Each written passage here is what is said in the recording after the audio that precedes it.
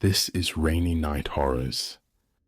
Outside, the storm brews, and with it comes something darker.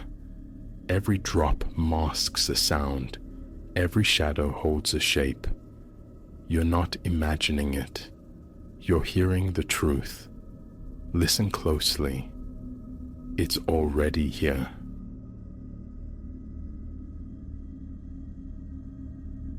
The instant my fingers closed around the brittle spine of the journal, a profound certainty resonated within me. Departure from this husk of a motel should have been immediate, but the siren call of the unknown, that damnable curiosity, had already coiled around my judgment. By the time the true weight of my transgression dawned, escape was a concept as faded as the paint on the walls. It was meant to be nothing more than a fleeting pause, a single night's respite on the long ribbon of asphalt unfurling towards a new life, a job waiting under the Californian sun. The Whispering Pines Lodge, a name far too grand for the slumped two-story edifice clinging precariously to existence, had likely peaked sometime during the Nixon administration. Yet, it offered shelter at a price that matched my dwindling funds, and exhaustion gnawed at my bones. I swung the car into the sparsely populated lot as twilight bled purple and orange across the sky. Inside, the air hung thick with the ghosts of countless cigarettes and the cloying sweetness of industrial deodorant. Behind the counter, a woman whose name tag read Martha, her skin a roadmap of faded ink, and her expression carved into a permanent grimace, offered barely a glance from her dog-eared periodical as she slid the key to room 8 across the worn formica. "Checkout's 11, she rasped, her attention already drifting back to the page. Had I been less consumed by weariness, less blinded by the hypnotic drone of the highway miles, perhaps I'd have registered the almost imperceptible tremor in her hand, the flicker in her gaze as she uttered the room number. But all I craved was the sting of hot water and the oblivion of sleep. The room itself was a symphony of neglect, wallpaper peeling like sunburnt skin, a double bed that bowed mournfully in the center, a television set bulky enough to predate color broadcasts. Still, a veneer of cleanliness clung to the surfaces, and the shower, blessedly, offered vigorous pressure. Just as a fragile hope for decent rest began to bloom, my eye caught it, a dark corner protruding from beneath the bed's dust ruffle. Discarded refuse, I assumed, the detritus of some prior occupant. Bending closer, however, I saw it was a book, a journal specifically, aged, its cover rubbed smooth by time and touch, its pages whispering secrets even before they were opened. I shouldn't have yielded. That knowledge is a cold stone in my gut now. But then, it seemed an innocuous artifact, a forgotten chronicle likely filled with tedious travelogues or banal work complaints. And initially, it was precisely that. Dry accounts of a business trip, grumbles about inclement weather, the unremarkable stuff of everyday life. Yet, as my fingers traced the path deeper into the pages, a discordant note began to sound. The script grew agitated, morphing from neat loops to jagged slashes. Entries became fragmented, breathless. Something is fundamentally wrong with this place, one declared. The walls, they ripple when my back is turned, and the sounds after dark. Merciful God, the sounds. An icy tendril snaked up my spine, yet the compulsion to read was absolute. The subsequent entry plunged deeper into dread. Tried to leave. Today, the door refused, locked solid, though I swear I hadn't touched the bolt. When it finally yielded, the corridor, it wasn't the one I knew. It stretched, infinite, lined with doors beyond counting. This defies possibility. This place isn't real. My own hands began to tremble, mirroring the frantic script I devoured. Page after page detailed escalating horrors, shadows detaching themselves from corners to glide with silent intent, faint susurrations bleeding from the plaster, the palpable presence of something that materialized in the dead of night, a silent sentinel standing over the bed, observing. The final words were a desperate scrawl, barely decipherable. If this finds you, flee. Now, while you still can, before you become woven into the fabric of this place. As I am, as we all are. I slammed the journal shut, my heart hammering against my ribs like a trapped bird. A hoax, surely. Some elaborate, cruel prank designed to terrify the next weary traveler.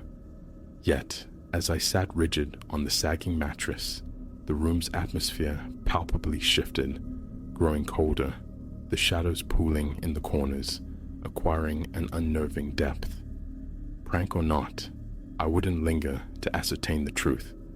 Snatching my bags, I lunged for the door. The knob refused to turn. I threw my weight against it, rattling the frame, but it held fast, immovable as bedrock. Panic, cold and sharp, began its insidious crawl. I scrambled to the window, seeking egress, but the sash was sealed tight, fused to the frame. And then, through the grimy glass, I saw it, a sight that turned my blood to ice water. The parking lot, nearly deserted upon my arrival, was now crammed bumper to bumper with vehicles. Not just any vehicles, but relics spanning decades, from hulking 50s chrome behemoths to boxy 80s sedans, all blanketed in a uniform, thick shroud of dust, immobile specters slumbering through years. Stumbling back from the window, my thoughts fractured. A hallucination, the product of profound fatigue. I squeezed my eyes shut, drawing a ragged breath, counting slowly, anchoring myself to the numbers. Everything will normalize when I open them. 1, 2, 3. A faint noise surfaced, a dry, chitinous scratching from within the walls. 4, 5, 6. Was it delusion, or did the room feel subtly constricting? 7, 8, 9. The scratching intensified, now interwoven with whispers, indistinct yet undeniably present. 10. My eyes snapped open. The room remained unchanged, yet tangibly altered. The air felt dense, electric, raising the fine hairs on my arms. And the door stood ajar, revealing not the familiar dingy corridor, but a hallway stretching into impossible dim infinity. Every fiber of my being shrieked caution. Stay. Wait for dawn. This is a nightmare, vivid but fleeting. Yet the room itself felt predatory now, the whispers coalescing, the shadows seeming to elongate, reaching. I couldn't remain. Hesitantly, compelled, I stepped across the threshold. It was akin to stepping onto another plane. The cheap carpeting and stained wallpaper vanished, supplanted by lustrous dark wood underfoot and walls adorned with intricate, subtly shifting patterns that shimmered in the low light. Doors, identical and imposing, marched away in both directions, an endless colonnade. I began to walk, focused solely on finding stairs, an elevator, any route back to the lobby, to the mundane world outside this architectural paradox, but the hallway offered no egress, only door after identical door. Time lost all meaning. Minutes, hours, perhaps days dissolved in that relentless passage. Occasionally, muffled sounds seeped from behind the closed doors, fragments of conversation, stifled weeping. Once, chillingly, I thought I heard my own laughter echoing from some forgotten moment. Finally, depleted, teetering on the precipice of psychic collapse, I halted before a door indistinguishable from the rest. Some intuition, perhaps a nascent recognition, guided my hand. The knob turned smoothly. Inside was my room. Not room 8, but my childhood bedroom, resurrected in meticulous detail from the haze of memory. Beloved toys lay scattered. Posters of fleeting musical idols adorned the walls, and seated on the edge of the familiar bedspread was myself, age 10, gazing up with a smile that failed to ignite her eyes. "You're here at last," she murmured, her voice imbued with an unnatural resonance. "We've been waiting such a long time." I recoiled, shaking my head violently. Not real. Cannot be real. I spun, desperate to flee back into the impossible hallway, but it was gone. In its place stood another room, my college dormitory, stark and familiar. Another iteration of me, older now, sat hunched over the desk. "Don't you recall?" she inquired softly. "Checking in?" Just as we all did. Whirling again, I found only more rooms, phantom stages from my past. My first cramped apartment, the sterile gray of a former office, ephemeral lodgings from vacations and work trips long since faded, and in each a facsimile of me, watching with the same hollow, sorrowful gaze. "You can't leave," they chorused, a multi-voiced whisper that scraped against my sanity. None of us can. This is where we belong now. Something fractured deep within me. Suppressed memories surged, not of one arrival, but of countless check-ins at this very motel. Innumerable instances of discovering the journal, the desperate flight, the inevitable return to this labyrinth. I crumpled to my knees as the devastating truth solidified. I had never departed. The cross-country journey, the new beginning, illusions. I had been ensnared here all along, caught in an inescapable loop, condemned to perpetually relive this waking nightmare. As comprehension settled like a shroud, the phantom rooms dissolved. I found myself back in the oppressive familiarity of room 8. It appeared exactly as it had upon my initial entry, down to the corner of the worn journal peeking from beneath the bed. With hands that shook uncontrollably, I retrieved it, flipping automatically to the final, filled page. There, inscribed in my own unsteady hand, a fresh entry waited. "If this finds you, flee. Now, while you still can, before you become woven into the fabric of this place. As I am, as we all are." Carefully, I slid the journal back into its hiding place. Then, I sat on the edge of the sagging mattress and waited. Soon, inevitably, knuckles would rap against the door. A new arrival, weary from the road, seeking shelter in room 8, and the cycle would perpetuate, because that is the immutable truth of the Whispering Pines Lodge. Check-in is always possible, but check-out is eternally deferred.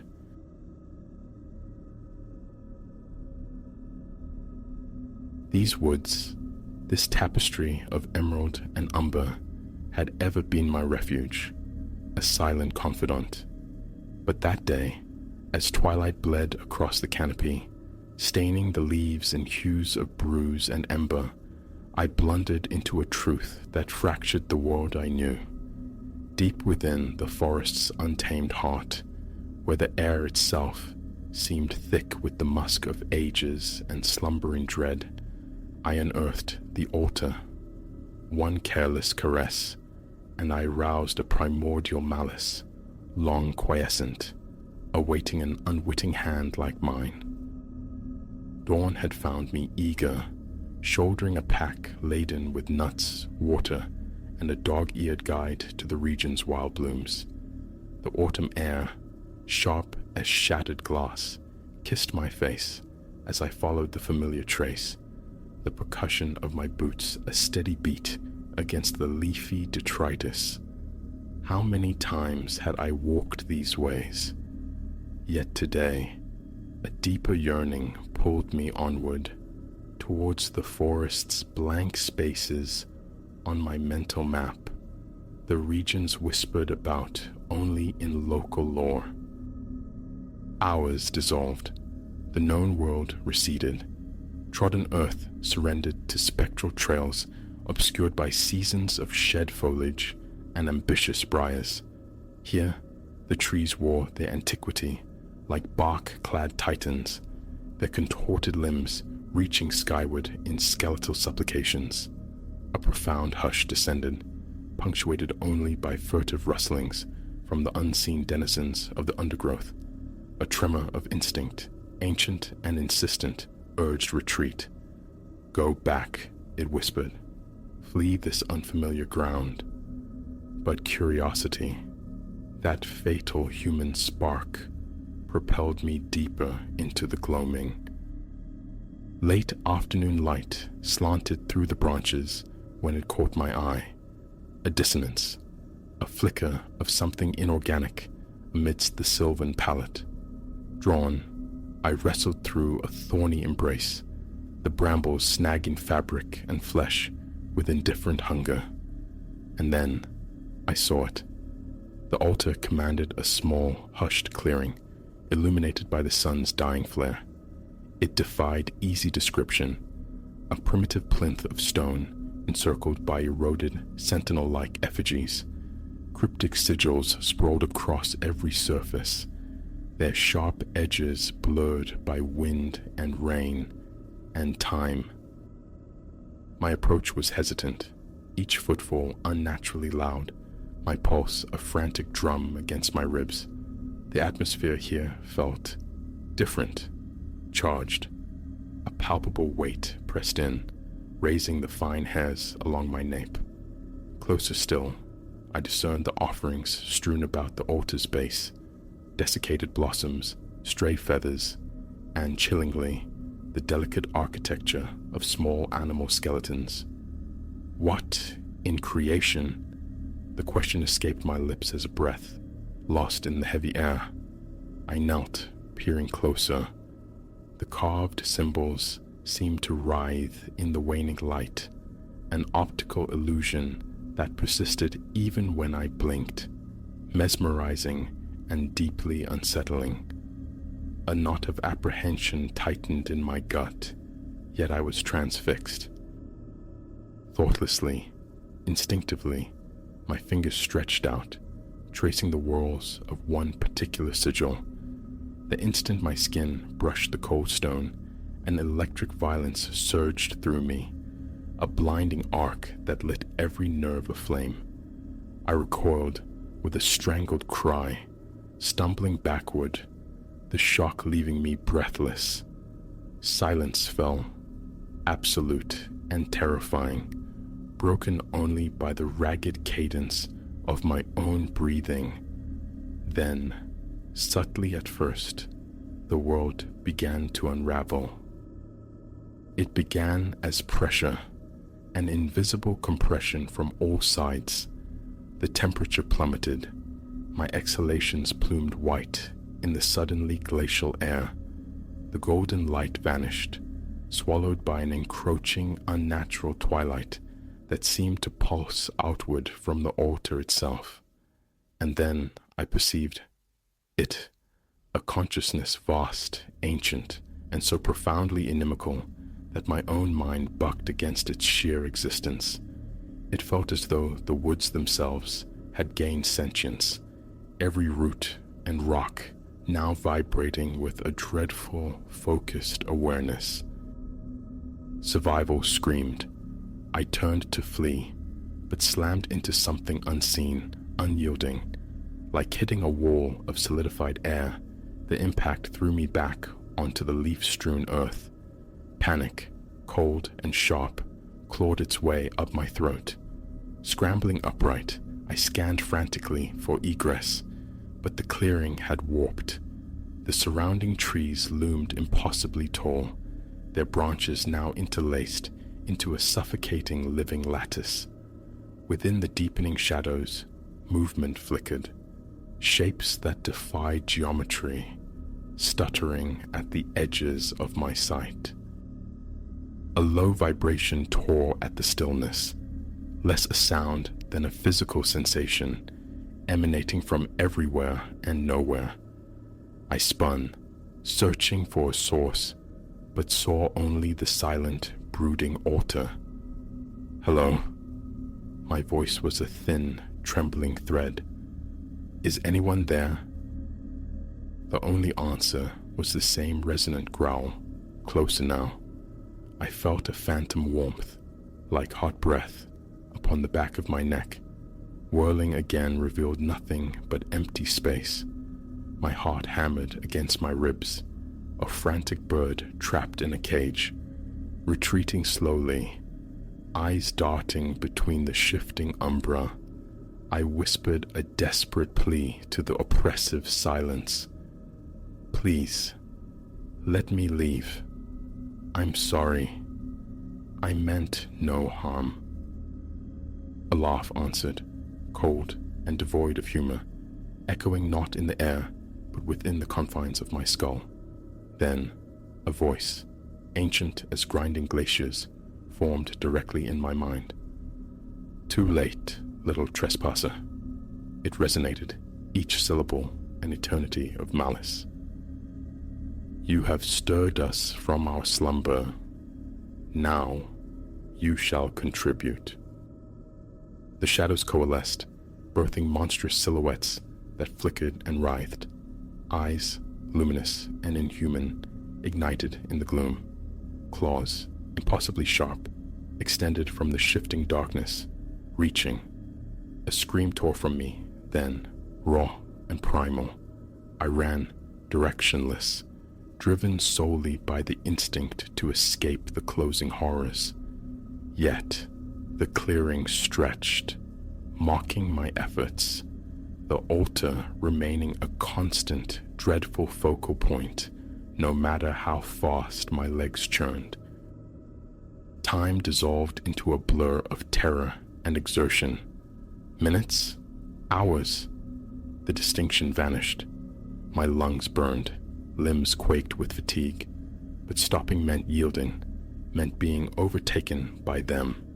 Just as exhaustion threatened to pull me under, just as my body screamed for cessation, I saw it. A fissure in the wall of trees, a glimpse of ordinary woods beyond. A final desperate surge of adrenaline propelled me forward. For a terrifying instant, I felt the graze of claws on my back, the heat of pursuing breath. Then I burst through, tumbling down a soft, leaf-carpeted embankment.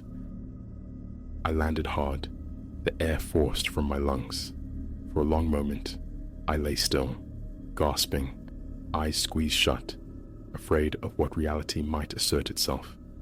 Gradually, the familiar symphony of the forest returned, wind sighing through leaves, the distant cry of a nightjar.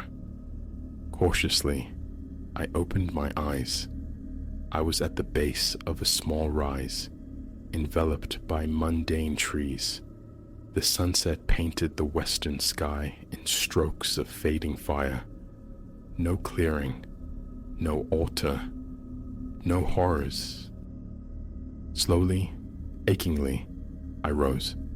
My clothes were shredded, my skin a map of scratches and burgeoning bruises, but I was breathing, alive, free. Or was I? Standing there, trying to regain my bearings, a glacial dread trickled down my spine, because there, just discernible through the intervening trunks, shimmered something out of place, a crude stone plinth encircled by weathered figures. The blood iced in my veins. The awful truth struck home. I hadn't escaped. Not truly. The altar and the immemorial thing I had disturbed was still present, watching, waiting, and it would not forget. I ran again, fueled now by a deeper, more profound terror. I didn't pause, didn't look back, until the blessed sight of my car emerged at the distant trailhead. Driving away, hands trembling on the wheel, the sensation of being pursued was a physical weight. In the days that spun out afterward, I tried rationalizing hallucination, exhaustion, dehydration. But in the quiet hours, when shadows pooled and silence reigned, I felt it, that ancient, watchful malevolence, lurking just beyond the thinnest membrane of perception. I understand now. There is no true escape from what I woke in those woods. It lingers, patient as stone, eternal as darkness, awaiting a moment of weakness, a thinning of the veil. And it will come. It will find me. All for a single touch, a moment of reckless curiosity. I stumbled upon a secret not meant for mortal knowing, and in doing so, irrevocably bound my fate to it. The altar in the woods may lie hidden once more, but its awakened hunger persists, and eventually, inevitably, it will claim its due.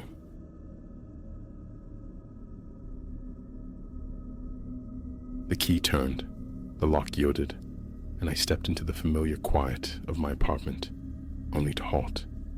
There, canted against the living room wall, hung the old family tableau, skewed at an impossible angle. Again, a knot cinched itself, tight within my ribs. Who, the thought echoed in the empty space, keeps touching it? Solitude was my only companion here. The doors stayed bolted, no roommate shared the rent, no soul held a spare key. Yet the portrait listed, defiant, as if a phantom hand had shoved it aside.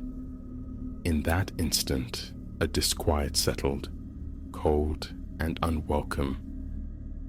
It had been half a year since Alara, my mother, had slipped from this world, leaving behind remnants of her life, worn furniture, and this oversized framed photograph, a relic from the hazy sepia of the 1970s.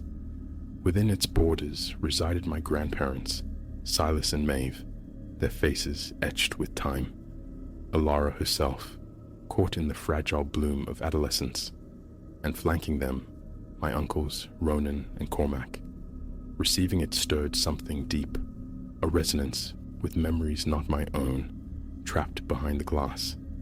This Alara, the girl poised uncertainly beside Maeve, was a stranger captured decades before my existence. Still, reverence demanded a place for it. I chose the living room wall, a silent greeting each morning as I departed. Her younger face, a bittersweet anchor. The anomaly first declared itself on a drowsy Sunday morning. Entering the living room, my gaze snagged on the portrait. It hung askew, perhaps 2 inches off plumb, the right side dipping low as if tugged by an unseen weight. The nail I'd hammered was robust, the wire secure. Puzzled, I righted it, attributing the tilt to some accidental nudge I couldn't recall, despite the apartment's persistent emptiness. Mere days elapsed before I returned from the day's labor near 7 in the evening. My bag met the couch cushions, My eyes lifted, and there it was, crooked once more, leaning now to the opposite side, not dramatically, but undeniably off-kilter. A close inspection revealed nothing amiss. The sturdy nail held fast, the wire remained looped, the frame itself showed no sign of distress. I leveled it again, murmuring justifications about atmospheric quirks, summer humidity, phantom drafts through sealed windows, but the air hung still, heavy, offering no logical culprit. Dismissal became my shield. I sought refuge in the flickering television screen, the mundane ritual of a microwaved meal, yet barely an hour crawled by before a sideways glance confirmed the impossible. Tilted again, same slant as before, left side sagging. A sudden chill traced my arms, my throat constricted, my focus locked onto the photograph. Silas and Maeve maintained their stoic, old-world composure. Ronan and Cormac stood stiffly behind, and Alara, seated beside Maeve, offered that faint, familiar smile. Or was it? A tremor of unease vibrated through me. The curve of her lips seemed altered, tighter somehow, less the gentle upturn I remembered, more a strained line. Was my mind, frayed by solitude, playing tricks? I approached, compelled to adjust the frame once more, pressing my palm flat against it, a silent plea for stillness. Sleep offered little sanctuary. Near the dead hour of 3, a distinct scuffling, footsteps echoed from the hall. Bolt upright, heart hammering against my ribs, I flooded the apartment with light. Each room searched, each lock verified, each window secured. Empty. The portrait, perfectly aligned. Back beneath the covers, sleep remained elusive, my pulse a frantic drum against the silence. 3 days hence found me immersed in Saturday chores, damp cloth in hand, poised to wipe the portrait's glass. My own reflection stared back, but just beyond my shoulder, flickering at the edge of vision, a spectral smudge resolved into something else. A face, unfamiliar, indistinct, vanishing the instant I whirled around to confront the empty air behind me. Perspiration prickled my palms. A trick of the light, a smear on the glass. Rationalizations fought against the palpable weight descending in the room, an invisible pressure bearing down on my chest. I battled the encroaching dread, attributing it to grief's lingering shadow, projecting my sorrow onto inanimate glass and paper. Yet the oddities persisted, insidious and small. Alara's photographed smile continued its subtle metamorphosis. The gentle curve I cherished seemed to tighten, the corners pulling downwards into something resembling strain, displeasure. Was it the shifting lamplight, my own melancholic filter? Each pass brought fresh doubt, a feeling that her expression was not fixed, but fluid. Then, late one night near 11, fetching water from the kitchen, I froze. A faint, dry scrape whispered from the living room, the sound of friction against the wall. Silence followed my stillness. Heart thudding, I crept towards the doorway, flicked the switch. Askew again, right side dipping by an inch. A ragged breath escaped me. My legs felt watery. Reaching out, my fingers brushed the frame. It was unnaturally cold, a stark contrast to the ambient temperature of the wall behind it. And her eyes, they seemed different now. Not vacant pigment on paper, but possessed of a disturbing focus, directed squarely at me. Was it concern or judgment? Trembling, I leveled the frame once more, retreating to bed only after banishing the shadows with electric light. The following week became a blur of deliberate distraction. Work consumed my hours. Early departures, late returns, exhausted meals, followed by immediate sleep. Still, the portrait loomed in my peripheral awareness. Passing it ignited a low hum of anxiety. Sometimes, a flicker danced across the glass when my back was turned, a phantom reflection where none should be. The tension finally snapped. One evening, overwhelmed, I faced the portrait and the empty room, the words tearing out of me, raw and sharp. "Stop it!" The silence that answered mocked my outburst, leaving me feeling utterly ridiculous, addressing unseen forces like a child afraid of the dark. Thursday evening, returning near 8 after a draining day. The door swung inward, light flooded the entrance hall, and my breath hitched. The portrait wasn't hanging. It rested on the floor, leaning against the wall beneath its designated spot, almost placed. Not crashed, not shattered, but deliberately set down. My eyes darted upwards. The nail remained embedded firmly in the plaster, the picture wire still looped securely around it. How? Stepping closer, drawn by an awful magnetism, my gaze fell upon the glass. A thin, hairline fissure marred its surface, a scratch running directly across Alara's cheek in the photograph. It glinted, sharp and new. I touched it gingerly. A faint groove met my fingertip. Above it, on the wall, a small constellation of chipped paint marked where the frame had hung, as if it hadn't slipped, but been pried away. A frantic survey confirmed the impossible. Doors and windows locked tight, valuables untouched, no evidence of intrusion whatsoever. Hoisting the heavy frame, a nausea churned deep in my gut. How? Logic offered no foothold. The nail held. The wire hadn't snapped. It defied explanation. I retraced my steps, scrutinizing the door jamb for scratches, testing each window latch, peering into closets and behind curtains with a growing sense of absurdity. The apartment remained stubbornly empty, inviolate. Back on the couch, I studied the scratch again.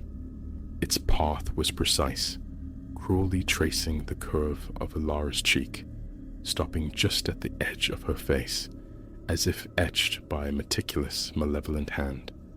A cold sweat broke out across my brow. My hands wouldn't stay still.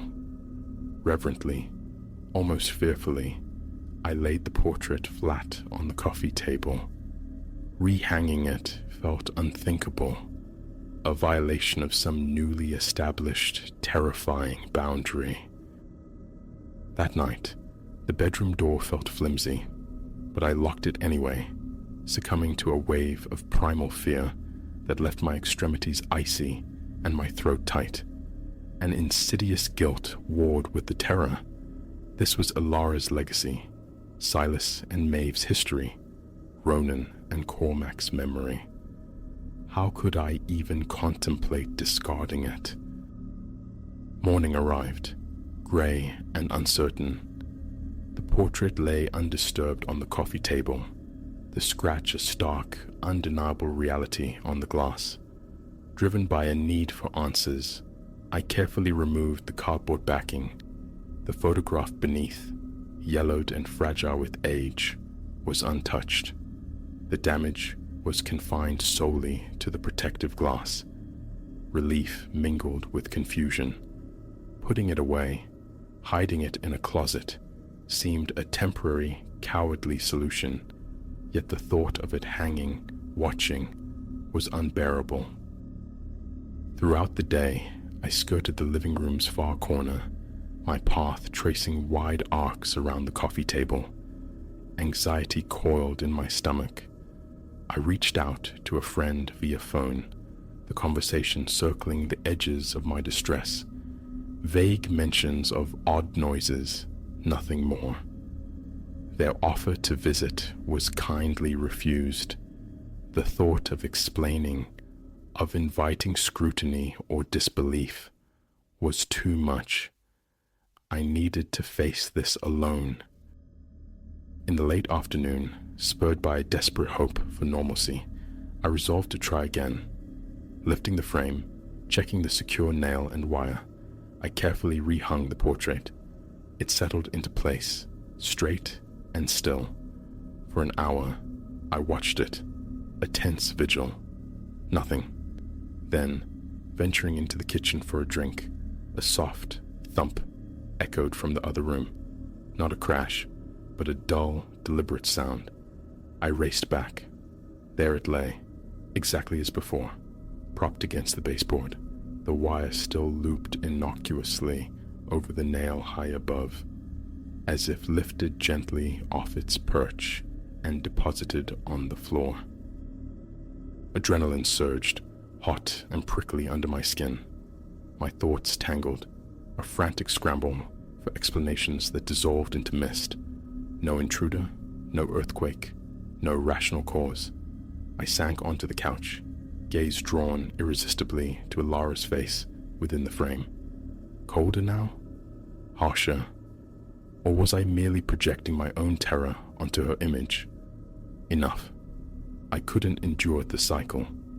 Lifting the portrait one last time, I carried it to the spare room, a repository for boxes and forgotten things.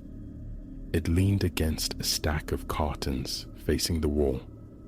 I closed the door firmly, the click of the latch echoing too loudly in the sudden quiet.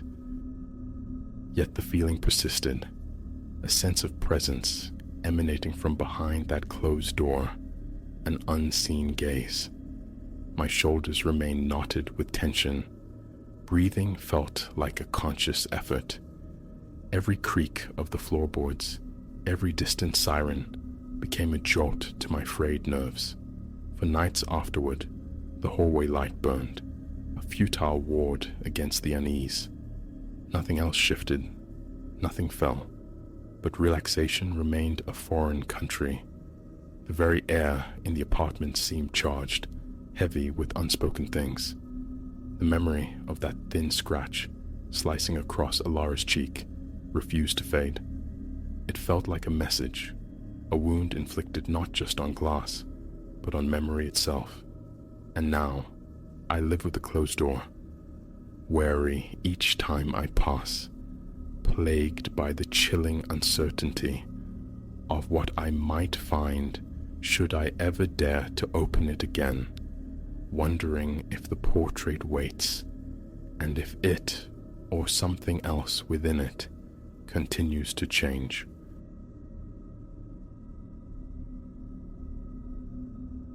The neon sign, a signifier for the Crimson Kettle, sputtered like a dying pulse, bathing the asphaltine expanse of the parking lot in a feverish, arterial glow.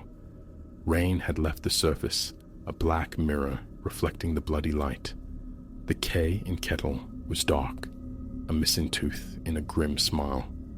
I cut the engine, the silence rushing in, and glanced at Maya beside me. I saw the same tremor of doubt mirrored in her gaze. This hadn't been the plan, this detour into desolation, but hours bleeding into night had frayed our nerves, and the need for coffee was a physical ache. Our fuel gauge flirted with the void. "Fuel and caffeine, Maya," I murmured, aiming for a nonchalance I didn't possess. In and out, back on the road swift. She offered a tight nod, her apprehension a palpable thing between us. Something felt intrinsically wrong here, a dissonant chord struck in the night's quiet symphony, raising the fine hairs on my arms. Yet it stood alone, the sole beacon in miles of consuming darkness. Choice felt like a luxury we'd left miles behind. A tarnished bell clanged above the door as we pushed inside, its sound unnaturally loud, snagging the attention of the diner's sparse occupants. From the counter, an old man swiveled, his eyes narrowed into slits of appraisal before returning, dismissively, to his mug. In a corner booth, a knot of men ceased their low murmuring, their collective gaze heavy, dissecting us. Suddenly, I was acutely aware of our otherness. 2 young women, road-weary, clearly adrift from local shores. My fingers instinctively plucked at the damp hem of my sweater as we navigated towards a vacant booth tucked away in the gloom. The vinyl upholstery was geography of cracks, weeping tide foam, and the tabletop bore the sticky residue of forgotten meals. Almost instantly, a waitress materialized, pen hovering over a dog-eared pad. Fatigue etched deep lines around her eyes. "Order up?" she asked, her voice scraped raw by smoke and years. "Coffee," I managed. "Just coffee, please. 2." She gave a curt nod and shuffled off towards the counter, leaving Maya and me adrift in the stagnant air. The place was a relic, untouched, it seemed, since Eisenhower. Faded photographs, ghosts trapped under glass, lined the walls near a hulking sepulchral jukebox that looked like it hadn't sung in decades. "This place gives me the creeps, Eliza," Maya whispered, her voice tight, leaning conspiratorially across the sticky formica. "Feels off." I started to voice my agreement, but the waitress returned, mugs clattering onto the table. As she set mine down, the cuff of her uniform slipped, revealing a bloom of dark purple bruising on her wrist. She noticed my glance, snatched her arm back reflexively, her gaze skittering away, finding refuge somewhere over my shoulder. "You girls just rolling through?" The question was casual, almost rote, but her eyes flicked, nervously, towards the men in the corner booth. "Yeah, heading towards..." Maya's foot connected sharply with my shin beneath the table. The blunder registered a second too late. Broadcasting our destination felt profoundly unwise. "Just driving," Maya interjected smoothly, patching my mistake. "Seeing where the road takes us."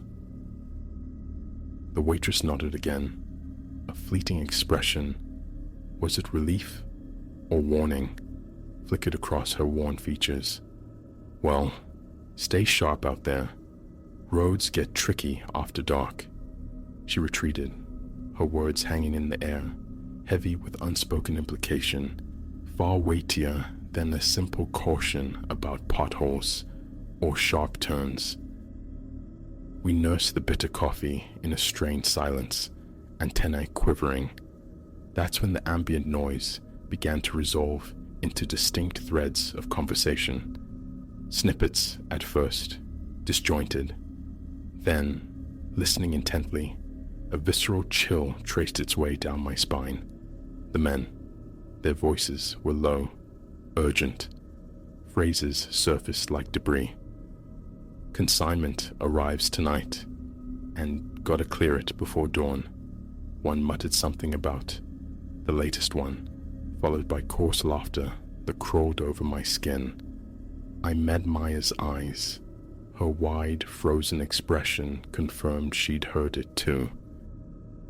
We had to leave. Immediately.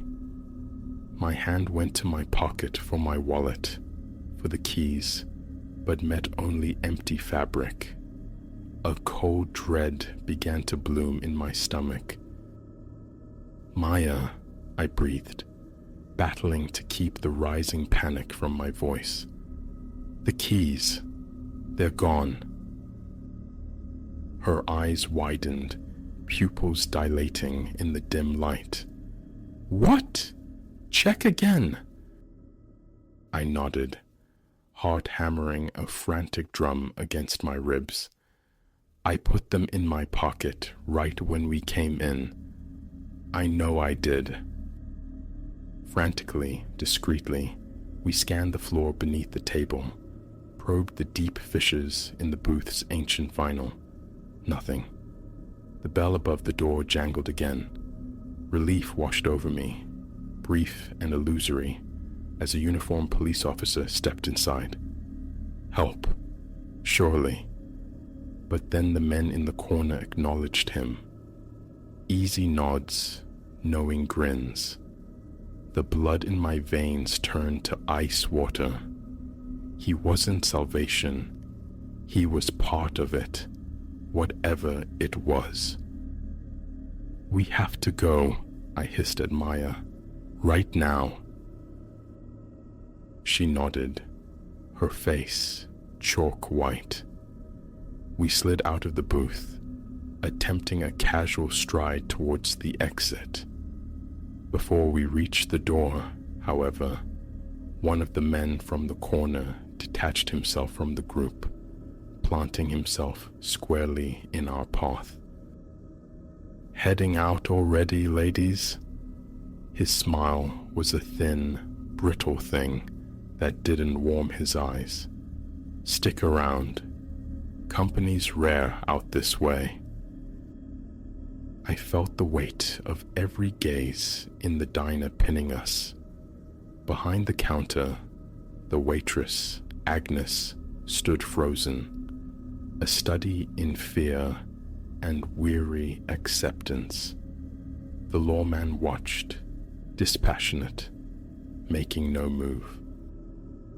"We should really be on our way," Maya said, her voice remarkably level. "Appreciate the coffee." We tried to edge past him, but he shifted, blocking us again. "Now, hold on," he purred, a silken threat beneath the words. "That ain't neighborly, just being welcoming." A heavy hand landed on my shoulder. I flinched, turning to find another of his companions looming behind us. The air thickened, escape routes dissolving. We were caught. Time warped, stretching thin. I saw the unmistakable gleam of metal as one man reached inside his jacket. Agnes turned her back, unable to witness what might come. The officer shifted his weight, his hand drifting towards his service weapon. But then, the unexpected. The old man at the counter, the initial skeptic, spoke, his voice like grinding stones, cutting through the suffocating tension. "Leave them be, Gus," he commanded, imbued with an authority that arrested every movement in the room. "Small fry, not worth the heat." Gus, the man barring our way, hesitated, his gaze flicking between us and the old man, Silas. "But Dad," he began, a whine creeping into his tone. I said, "Let them go," Silas repeated, the finality absolute. "Got bigger fish arriving tonight." A fraught second ticked by. I held my breath, expecting defiance, but Gus grudgingly stepped aside, his face a mask of throttled rage. "You heard him," he snarled, spitting the words at us. "Get lost, and don't you ever drive this road again." We didn't require further encouragement. Maya and I flew, propelled by sheer terror, bursting through the door into the rain-streaked night. We scrambled towards the car, and there, impossibly, resting innocently on the driver's seat, clearly visible through the window, were my keys? Had they been there all along, a figment of my panic, or placed there, a final chilling gesture? My hands trembled violently as I fumbled the lock open. We threw ourselves inside. As the engine roared to life, I saw them emerge from the diner's sickly red glow. Gus and his companions, watching. Silas stood framed in the doorway, his expression utterly inscrutable. I slammed the gear shift into reverse, tires screaming on the cursed asphalt, leaving the crimson kettle shrinking in the rearview mirror. We drove for miles, wrapped in a thick, vibrating silence, the adrenaline slowly receding, leaving us raw and hollow. Long after the diner's malevolent glow had vanished behind us, Maya finally turned to me, her voice thin. "Eliza, what was that back there?" I shook my head, the images replaying behind my eyes. The bruises, the overheard whispers, Agnes's haunted face, Silas's cold command. "No idea," I whispered back, "but I think we just scraped past something truly ugly." We found refuge in the anonymous fluorescence of a chain motel in the next town, exhaustion warring with hypervigilance, sleep an elusive phantom. The memory of that diner remained branded onto my consciousness. I never filed a report. Who would have believed such a fragmented, nightmarish tale? And what, precisely, was there to report beyond a profound sense of menace and a near miss with the unknown? But even now, years later, encountering a solitary roadside beacon gleaming against the vast, swallowing dark, I press harder on the accelerator. Some doors, once glimpsed, are best left unopened.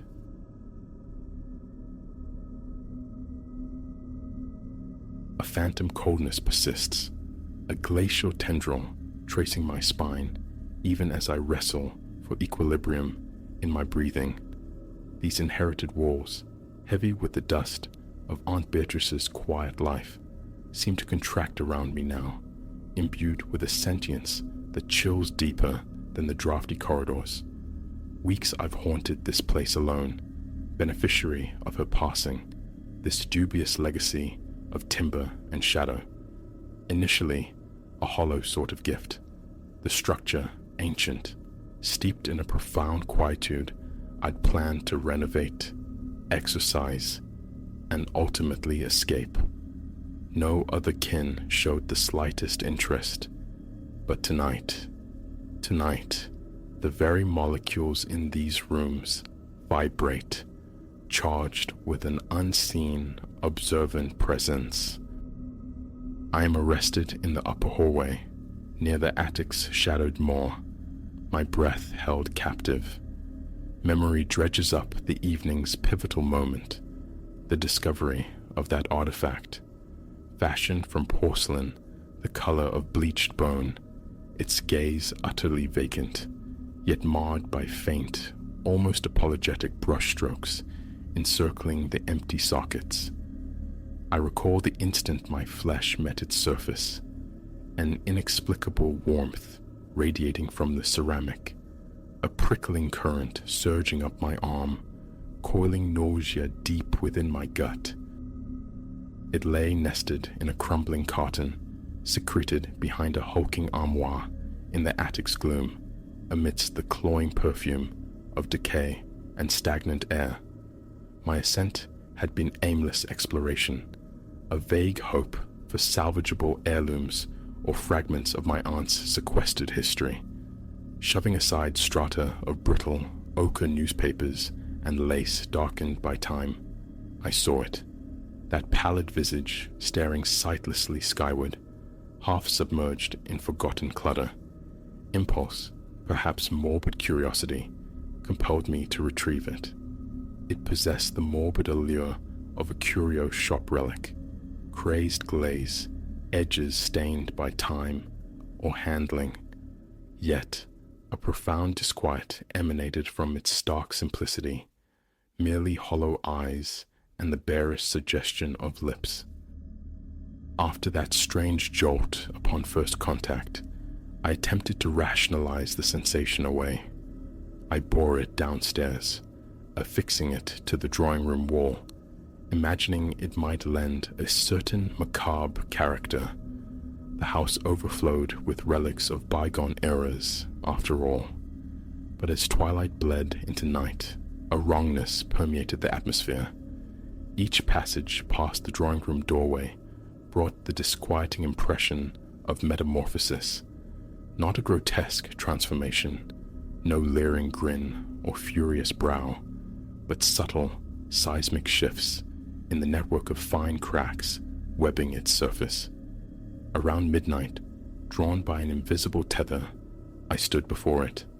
Moonlight, filtered through the grimy panes, illuminated the fractured geography of the ceramic. Those fissures seemed to coalesce, sketching a smile so faint, so insidious, I questioned my own senses. Still, my heart hammered a frantic rhythm against my ribs. Deciding this unease had festered long enough, I grasped the mask, intending to remove it. It resisted, clinging stubbornly to the wall, as if the nail itself had contorted to hold it fast. Unwilling to risk breakage or amplify my already frayed nerves with sudden noise, I retreated, leaving it suspended there, and ascended the stairs toward the elusive promise of sleep. Nevertheless, my mind buzzed, agitated. The moment I extinguished the bedroom lamp, a sound drifted from below, a stifled chuckle, low and rasping, distorted as if filtered through layers of dense cloth. I froze, breath caught, straining against the ensuing silence. Old plumbing, perhaps, a branch scraping the siding in the wind. I clung to these rationalizations, yet the oppressive certainty of being watched tightened its grip around my chest. Eventually, oblivion claimed me, though it was a fitful, unrefreshing sleep, populated by unsettling phantoms I couldn't recall upon waking. I surfaced sometime in the deepest hours, maybe 3, maybe 4 in the morning, throat parched, pulse thundering. A peculiar ache throbbed at the base of my skull. Fumbling, I ignited the bedside lamp, blinking against the sudden glare. And then I saw it.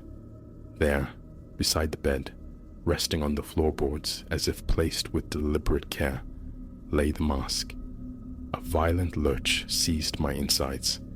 I knew, with chilling certainty, I had left it downstairs. No one else resided within these walls. Tremors seized my hand as I reached, the cool ceramic familiar, yet utterly alien. My fingers recoiled instinctively. Swallowing thickly, I retreated, spine pressed hard against the headboard. Sleepwalking? Had I descended in some somnambulistic trance and retrieved it? The thought slicked my skin with cold sweat.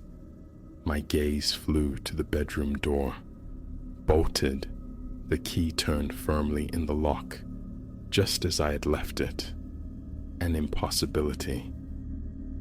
Too unnerved for further sleep, I endured the remaining darkness sitting bolt upright, ears straining against the profound silence of the house. A silence so complete, I imagined I could hear the frantic surge of blood behind my eardrums. The mask remained on the floor, face up, its network of cracks still suggesting that subtle, mocking smile. For hours, I observed it. It offered no further movement, yet the palpable sense that it was waiting patiently never subsided. With the dawn cutting sharp lines through the thin curtains, courage returned, fragile but present. My hand quivered as I lifted the mask and carried it back downstairs. The drawing room appeared unchanged. Tired furniture, a threadbare rug, the persistent odor of damp wood clinging to everything. I deposited the mask upon the coffee table and seated myself opposite, scrutinizing it in the pale morning illumination. The cracks seemed more pronounced now, tracing intricate web-like patterns around the eye holes. Staring long enough, I began to perceive a glimmer of character behind the vacant facade, as though the artifact itself were assessing me. Answers felt imperative. I sifted through the accumulated papers in the study. Aunt Beatrice's faded correspondence, receipts spanning decades, cryptic handwritten notes devoid of any mention of a mask.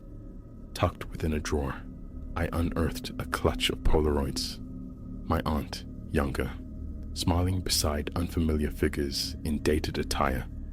In the periphery of one image, hanging upon a wall, a shape hinted at the mask, or something disturbingly similar. Another photograph depicted a solemn group gathered around a large, ornately carved wooden chest, their expressions grim.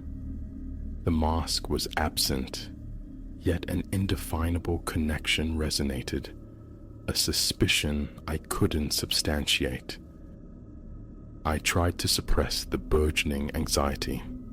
Lunch was a mechanical process, the food tasteless. The mask remained on the coffee table, a silent sentinel visible from my seat in the kitchen. It was akin to having company, an unwelcome guest whose unwavering stare spoke volumes without uttering a sound. I cleared my throat, half expecting the sound to fracture the stillness. Only silence answered. As dusk began to reclaim the house, the constriction in my chest returned. Enough. Seizing a spare bedsheet from a linen closet, I draped it over the mask, the fabric settling, engulfing the unsettling grin. Out of sight, out of mind, I chanted internally. Maybe tomorrow I could flee this place, find a buyer incurious about its history. Upstairs, I braced for another protracted night, limbs leaden with fatigue. I attempted to read, but my focus continually strayed towards the doorway, anticipating a soft scratch, a muffled giggle. Finally, I surrendered to the darkness, turning off the lights. Lying rigid, heart pounding a heavy cadence, for several minutes, blessed quiet reigned. No inexplicable noises, no dancing shadows. Just as a sliver of hope for sleep emerged, I heard it again. That dry, muffled laughter. I bolted upright, breath snagged in my throat. It sounded closer this time, just beyond the bedroom door. Flashlight in hand, I crept into the hallway, bare feet protesting on the creaking floorboards. Downstairs, the drawing room lay steeped in gloom. The sheet I had used as a shroud was gone, folded with unnerving neatness upon an armchair. And the mask, it hung once more upon the wall, though I had no memory of returning it there. Its cracks had visibly deepened, branching into a complex network that now undeniably formed a manic rictus. I trained the flashlight beam upon it, my hand shaking so violently the light jittered. Then I perceived it, a subtle ripple across the mask's surface, as though the ceramic skin beneath the glaze possessed a disturbing vitality.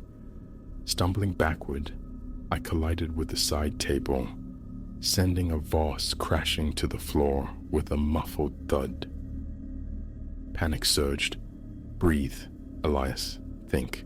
Perhaps disposal, outside. Bury it deep, or shatter it into oblivion. No, an instinctive dread clenched my stomach. Destroying it felt like the wrong response, possibly even a dangerous one. It wanted something. That volition radiated from it, palpable and cold. The mask desired to be worn. The notion was grotesque, yet it clung with parasitic tenacity. What horrors would unfold if I yielded, if I surrendered my face to that porcelain grin? My palms grew slick. I reached towards it again, resolved to end this torment. As my fingertips brushed the edge, a distinct pulse, like a faint, rapid heartbeat, thrummed through my hand.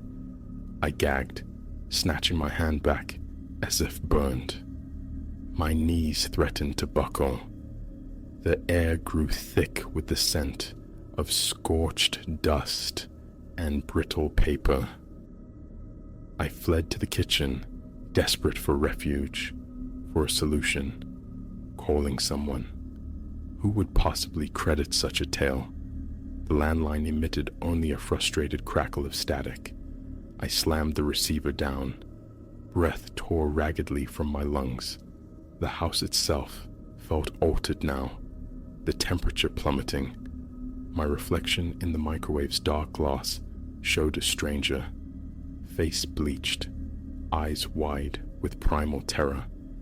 And behind me, in that distorted mirroring, the mask peered from the hallway entrance. Its grin stretched wider, fissures multiplying. Tiny flakes of ceramic drifted soundlessly to the floor, like minuscule bones snapping. My throat seized. I spun around. The hallway was empty, but turning back to the reflective surface, it reappeared, closer still. A cruel game. Nausea churned. This had to stop. Steeling myself, I crept back into the drawing room. The mask hung, deceptively inert, upon the wall, blank and lifeless beneath the dim lamplight. I stood directly beneath it, sweat tracing cold paths down my temples. Reaching up, I pressed my fingertips flat against the cool surface. The crazed lines felt like ancient scars. Slowly, deliberately, I lifted the mask from its hook. My entire body shuddered with such violence, I nearly dropped it. For one terrifying second, I contemplated putting it on, just to see. Would it grant release? Would the haunting cease? But the visceral horror of placing that object over my own features constricted my chest like an iron band. Instead, I rewrapped it tightly in the sheet and thrust it into a sturdy box. I dragged the box into the hallway closet, slammed the door shut, and turned the key in the lock. A temporary measure, inadequate, but I desperately needed respite to think. Back in the bedroom, the sanctuary felt violated. I secured the door, wedging the heavy dresser against it as a futile barricade. Outside, the wind rose, keening, skeletal branches scraping rhythmically against the window pane. I fought the memory of stifled laughter, of shifting ceramic smiles. Exhaustion claimed me, pulling me down onto the mattress. Yet, as my eyelids fluttered shut, a delicate scraping sound whispered from within the room itself. My throat constricted. Lamp flared back to life.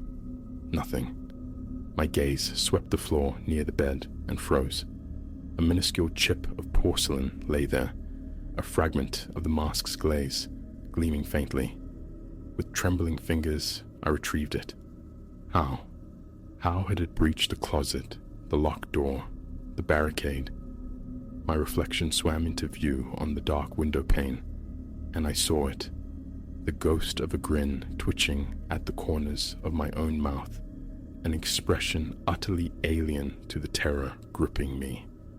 I tried to force my lips into a line, a frown, anything, but my facial muscles spasmed, tugged by unseen threads. The ceramic shard slipped from my grasp, striking the floor with a tiny, sharp click. The implications remain obscure, shrouded in dread, but seated here, ensnared within these time-worn rooms, I understand the mask's persistence. It hasn't finished with me. I feel its presence, a voiceless insistence pressing against the fragile boundary of myself, waiting just beyond the threshold. Tomorrow holds the possibility of flight, should courage manifest. But now, as the atmosphere thickens and my own heart echoes the house's strained silence, I feel it drawing nearer, coveting this final sanctuary. If I yield, if I allow it to claim my face, I fear Elias will be lost forever, replaced by the vacant smile staring back from the mirror.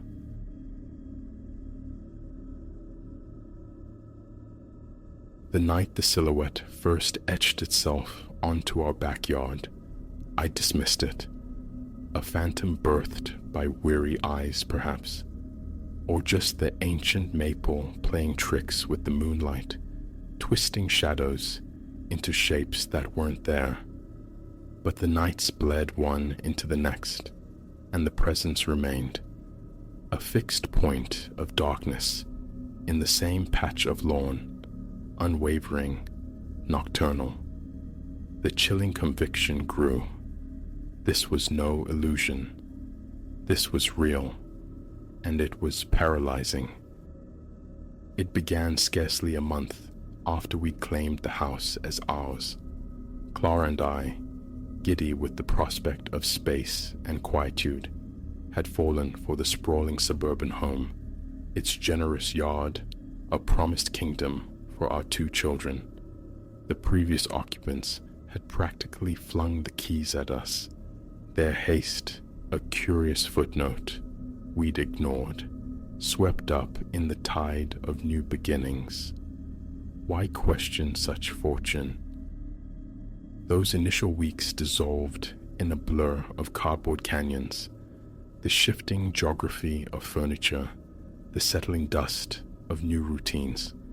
Only when the chaos subsided did the strangeness seep in. I was adrift in the late-night quiet of my study, wrestling with work, when a stillness outside snagged my attention. A glance through the window pane, and my breath hitched. There, sculpted from the night itself, stood a figure in the center of the lawn.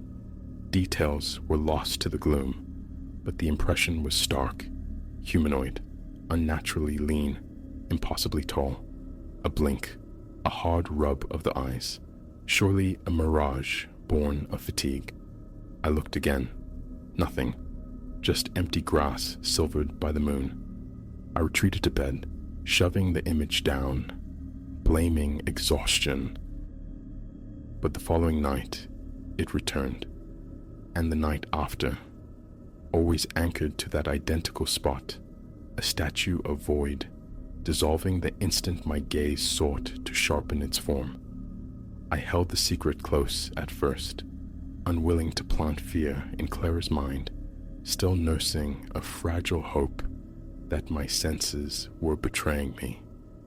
Yet, after a week punctuated by these silent nightly vigils, the solitude of the secret became unbearable. "Dearest," I ventured one morning, the words scraping against the casual tone I aimed for over coffee. "Have you seen anything unusual out back late at night?" Clara's gaze lifted, her brow knitting. "Unusual? How?" Hesitation coiled in my throat. The question suddenly felt absurd. Like someone standing there? Her eyes widened, coffee forgotten. "What?" "Elias, no. Has someone been trespassing?" I recoiled instantly, regretting the breach.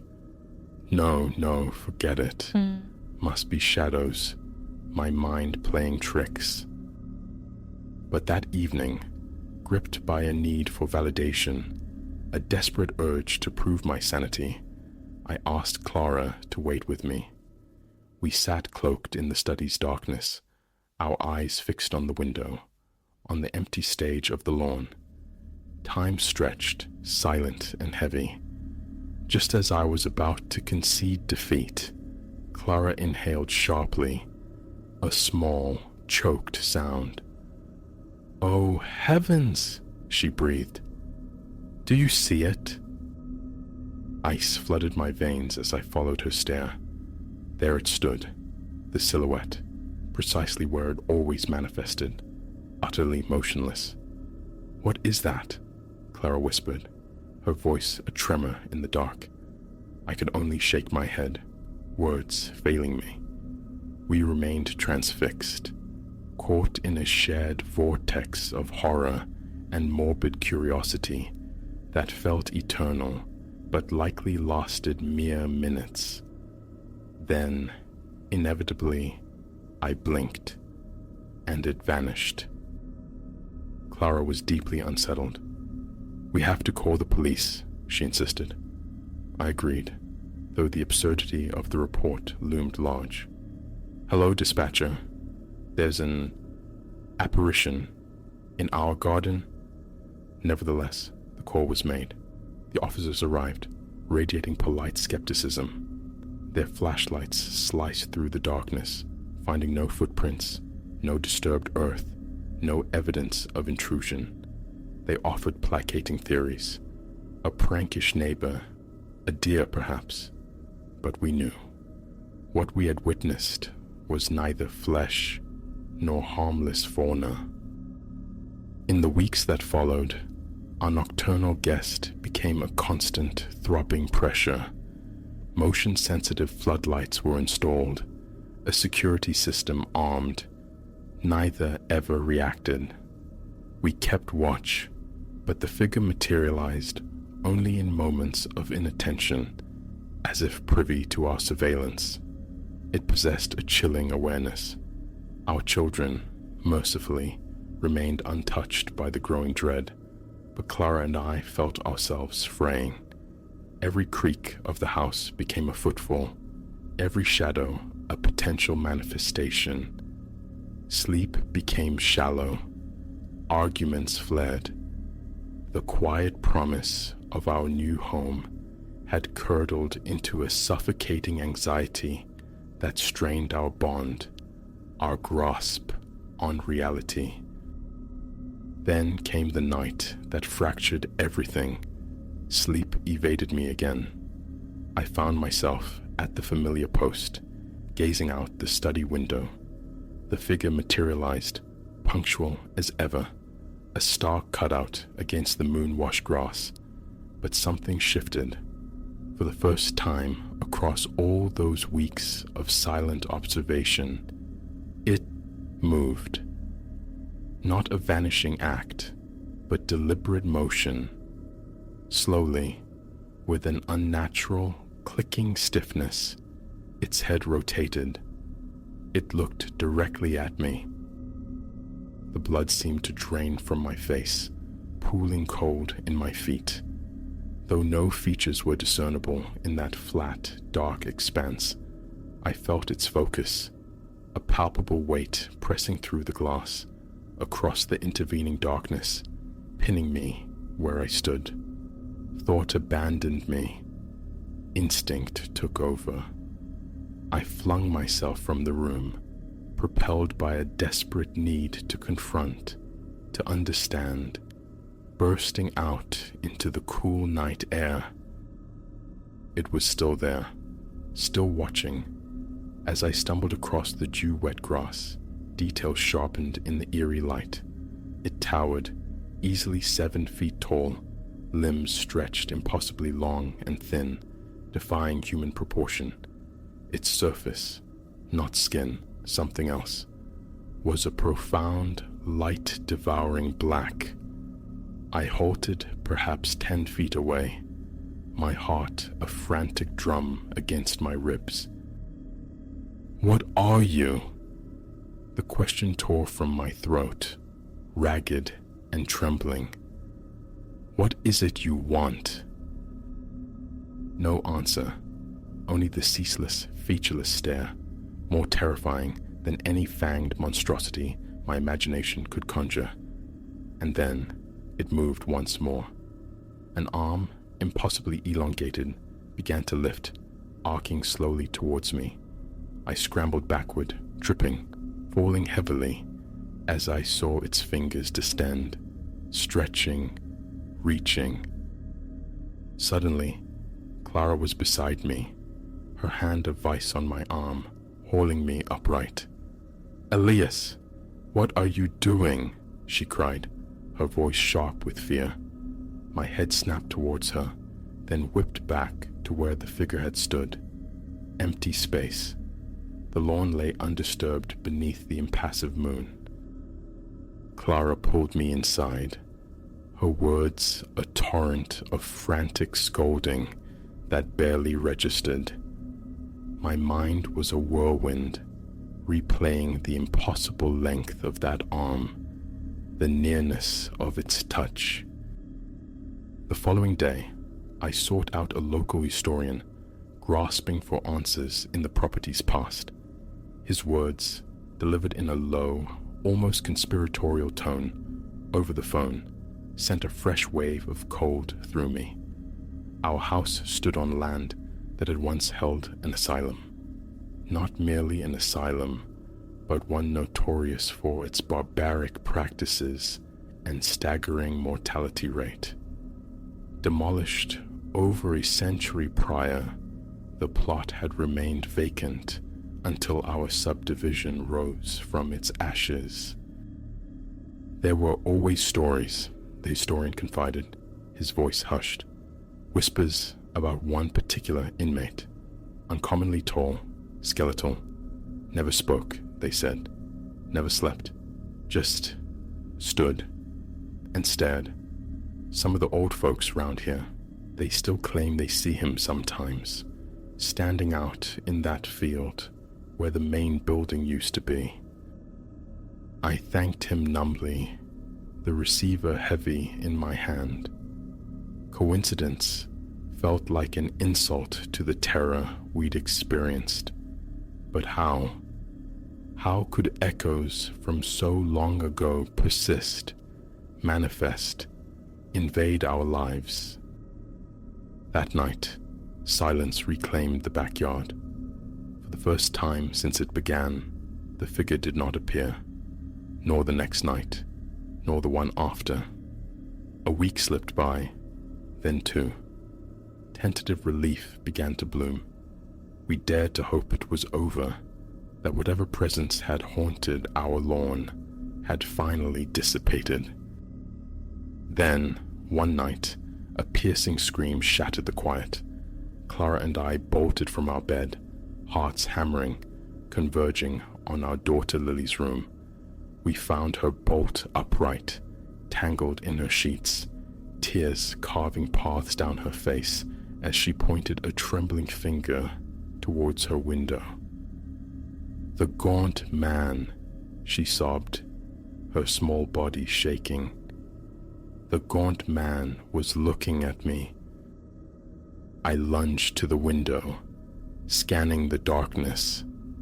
The yard was empty, but there, pressed into the soft earth of the flower bed directly below her window, was a single, unmistakable print, impossibly long, impossibly narrow. We listed the house the very next day. Financial loss was irrelevant. Escape was the only imperative. As we drove away, turning onto the main road, a final glance back was unavoidable, and for a fleeting, heart-stopping instant, I saw it. A tall, dark shape, framed in the upstairs window of what had been Lily's room, a silent sentinel watching our departure. We live across the country now. Distance feels like a flimsy shield. Sometimes, in the deepest hours of the night, my gaze drifts unwillingly to windows, probing the shadows beyond the glass. And sometimes, just sometimes, a flicker at the edge of sight, a trick of the darkness, suggests a tall, thin form standing utterly still, watching, waiting, because a chilling certainty has taken root deep within me. That thing, whatever it was, whatever it wanted, wasn't bound to the house, wasn't anchored to that tainted land. It was anchored to us. And I fear, with the dread that never truly sleeps, that sooner or later it will find us again.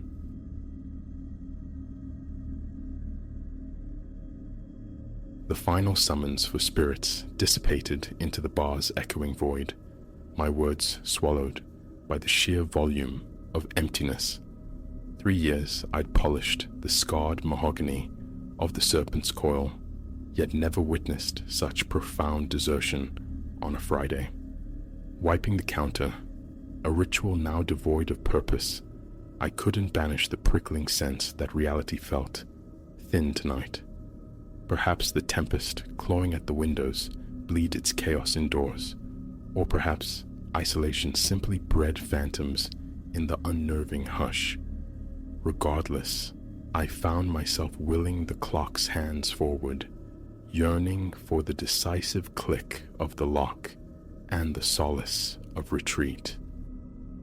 I am Elara, mixologist, confidant by trade, and this evening, sole custodian against the gale's fury and the sky's relentless weeping. Even Ronan, my perpetually optimistic boss, had surrendered to the elements hours ago, leaving a curt decree: shutter the place precisely at midnight. No lingering. Above the ranked bottles, the archaic timepiece measured out the night in agonizing increments. Each tick resonated like a stone dropped into a well. Glasses gleamed. Spirits stood marshaled in their ranks. The floorboards sighed under their second sweeping. Nothing remained but the vigil. A jagged blade of lightning momentarily birthed the outside world in stark relief, chased by thunder's immediate concussive retort that vibrated through the window panes and deep into my bones. I flinched, the tumbler in my hand nearly escaping my grasp. "Steady, Elara," I mentally rebuked. "Just weather." Then came the sound, insidious beneath the rain's drumming tattoo. A faint, dry scrape. It was furtive, almost imaginary. I held my breath, listening past the storm's roar. Again, from the dim recesses near the storeroom's shadowed mouth. "Hello?" My voice, a frail thing, trembled. "We're closed now." Only silence answered, thick and watchful. Then, distinct and undeniable, footfalls, measured, unhurried, advancing. Panic flared, a cold fire in my chest. My gaze darted, seeking improvised defense. A weighty bottle of small batch rye settled into my hand, its heft a scant comfort as I sidled towards the bar's protective corner. "I'm armed," I declared, the lie tasting like ash. "The authorities are en route." The footsteps ceased. The world shrank to the storm's rhythm and the frantic pulse hammering in my ears. A voice emerged, low and rasped like old leather. "No, they aren't." From the gloom at the bar's far end, a shape coalesced. A man, tall, silhouette broad beneath the cowl of a dark, rain-slicked jacket. He moved with a disquieting fluidity, each step placed with unnerving deliberation. "You need to leave," I reiterated, knuckles bleached white around the bottle's neck. "We're closed." He emitted a low chuckle, a sound that raised the hairs on my arms. "Ah, but I think not. I believe you're about to pour me a measure." As he drifted into the weak chromatic spill from the vintage neon signs, his face came partially into view. Dark eyes, intense, pinned me with an unnerving singularity of focus. It was the smile, though, that truly disturbed, stretched too wide, displaying an excess of teeth, predatory. "Look," I ventured, striving for an even tone. "I don't want any trouble. The till's yours. Just take it and go. No report, I promise." He laughed again, a richer sound this time, folding himself onto a stool with liquid grace. "Money holds no interest for me, Elara. I seek something considerably more precious." That he knew my name ignited a fresh surge of fear. My eyes flickered towards the door, calculating the desperate geometry of escape. As if perceiving the thought, his smile deepened fractionally. "Unwise," he murmured. "Now, the drink?" Instinct, honed by years behind the bar, surfaced through the fear. "Your preference?" "Intrigue me," he replied, his gaze unwavering. My hands, betraying me with a slight tremor, relinquished the rye bottle and reached for a heavy crystal tumbler. My thoughts raced, a frantic search for leverage, for an exit. The phone lay heavy in my pocket, a useless talisman. Summoning aid without alerting him seemed impossible. Distraction, perhaps. I defaulted to a classic, an old-fashioned, my hands finding solace in the familiar choreography of muddler and bitters, sugar and spirit. The ritual steadied me, fractionally. While stirring the amber liquid, I risked conversation, aiming for nonchalance. "So," I began, keeping my voice light, "do you frequent the serpent's coil?" A smirk touched his lips. He saw the flimsy tactic. "My first visit, though I have observed this establishment for some time." "Observed you." Ice traced a path down my spine. "Me? Why?" "Because you are significant, Elara," he said, leaning slightly across the polished wood. "You possess something I require." I slid the completed cocktail across the bar, maintaining a careful distance. "Listen, I just pour drinks. There's nothing valuable about me." "Oh, but there is," he countered softly. "You simply haven't understood it yet." As his hand closed around the glass, his sleeve shifted, exposing a peculiar mark tattooed onto the skin of his wrist. A complex knot of interwoven circles cradling what looked chillingly like an eye. An emblem that felt intrinsically wrong. He noted my fixed stare, offered that disquieting smile. "Intrigued. Excellent. Intrigue is the threshold." "The threshold to what?" The question escaped before I could contain it. He savored a sip of the drink, giving a small, appreciative nod. "To awakening. To perceiving the world beneath the skin of the world." Wonderful, I thought bitterly. not merely a menacing intruder, but one nursing messianic delusions. This needed resolution. Now. "Look," I stated, injecting steel into my voice. "I don't know what you imagine I have, but you're mistaken. We closed 10 minutes ago. You need to leave." His face shuttered, amusement evaporating like mist. "I am going nowhere, Elara, nor are you. Not until you surrender what I came for." "And what might that be?" I demanded, fear momentarily eclipsed by a surge of defiance. In answer, he reached within his jacket, producing a small, intricately worked box. Fashioned from some unfamiliar, night dark wood, it bore carvings echoing the symbol on his wrist.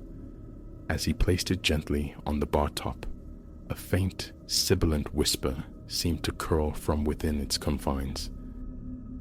"Within this," he stated, his voice dropping to an intense murmur, "resides a key functional only in the hands of one bearing a specific resonance. A resonance you carry, Elara, acknowledged or not." I stared at the box, a profound dread unfurling within me. Conflicting impulses roared, snatch it and flee, or shatter it against the wall. Instead, I met his gaze. "I don't understand," I managed. "I don't have any resonance, any gift. I'm ordinary." He shook his head, a fleeting expression akin to pity crossing his features. "Oh, Elara, ordinary was never your path. Why else the persistent sense of being out of step, the flashes of knowing before the event? Why do the old energies of this place murmur to you in the quiet hours when others hear nothing?" I recoiled, my breath catching. The murmurs. How could he know? I'd buried that secret deep, dismissing it as fatigue, imagination. Yet this stranger laid bare the hidden landscape of my own mind. What are you?" I breathed. His smile returned, tinged now with a strange melancholy. "I am Kalen, a keeper, tasked with tending the seams between this reality and the echoes beyond. And you, Elara, are a gatekeeper, born with the latent power to swing wide the doors best left untouched, or to seal them against the encroaching dark." As he spoke, the very air in the bar seemed to congeal. Shadows pooled in the corners, deepening, acquiring a sentience. The whispers, once faint and deniable, swelled into an insistent chorus just beneath the threshold of hearing. "This isn't real," I protested, the words hollow, even to my own ears. Some fundamental part of me, long suppressed, recognized the chilling resonance of truth. "It is irrevocably real," Kalen said softly, "and the time has come to claim your place. Open the box, Elara. Accept the key. Step into your inheritance." My gaze fell to the box, then lifted back to his intense eyes. I stood upon a knife's edge. One path led back to the familiar rhythm of poured drinks and feigned ignorance of the whispers. The other plunged into an abyss of unknown worlds and unimaginable peril. Yet, as the murmurs reached a fever pitch, as the shadows seemed poised to engulf us, the choice felt illusory. With a hand that shook violently, I reached out.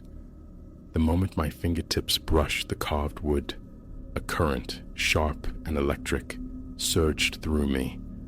The box lid sprang open, revealing not metal, but a key sculpted from pure, unwavering light. As I lifted it, the familiar contours of the serpent's coil wavered, reality itself seeming to fray at the edges, offering dizzying glimpses of elsewhere, elsewhen. Kalen, the keeper, nodded, a quiet affirmation. "And so, it commences," he said, his voice seeming to echo from a vast distance. I clutched the luminous key, its impossible energy thrumming against my palm, flowing up my arm, awakening dormant currents within me. Whatever lay ahead, whatever trials this new, terrifying reality held, the life I knew had irrevocably dissolved. The serpent's coil faded, and with it, Ilara, the bartender. A different journey was unfolding, one I sensed, with unnerving certainty, I had been unknowingly preparing for all along.